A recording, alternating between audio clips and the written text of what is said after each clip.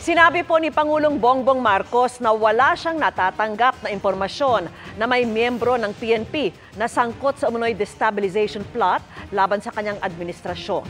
Tinawag naman niyang sinungaling ang dating PDEA Intelligence Officer na nag-uugnay sa kanya sa illegal na droga.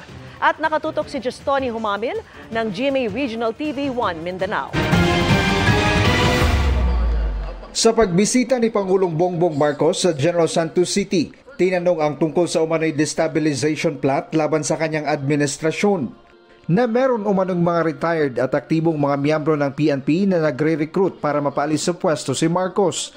Ayon sa Pangulo, wala daw siyang natatanggap na impormasyon na may pulis na nadadawit dito. Wala kami report na ignorance. Yung mga retired, baka meron na mga gumagalaw na kasi sumasama sa mga discount ang ginagawa. Pero sa ating mga kapulisan, siyempre officer ko, wala naman tayo nakikita gano'n na namumulitika ang mga pulis.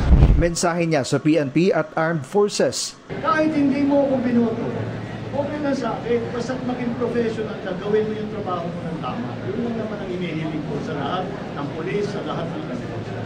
Tinawag naman niyang sinungaling ang dating PDEA Intelligence Officer na si Jonathan Morales na nagdidikit sa Pangulo sa illegal na droga. Hirap naman bigyan ng distansya.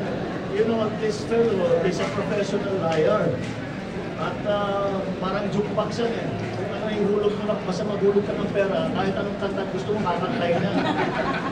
Kaya walang saysay. Tingnan mo na lang ang kanyang record.